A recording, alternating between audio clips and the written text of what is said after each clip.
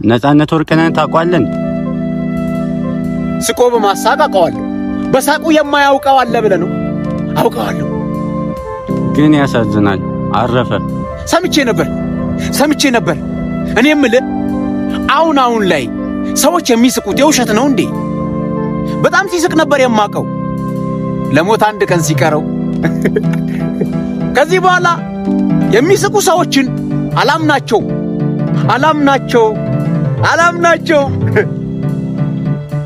ግን እሱ እንደ ሳቀ ሞታ አንዴም ሳያለቅስ። አይ ሰው ልጅ ጀግና ነው የሰው ልጅ። የሱ ነገር ግን ይገርማል። ለህመሙ ሳይጋለጥ እየሳቀ ሞተ። ህመሙን እንኳን ይነግረን የነበረው እየሳቀ ነው። ይሁን፣ ለማንኛውም አንተም ትሞታለህ።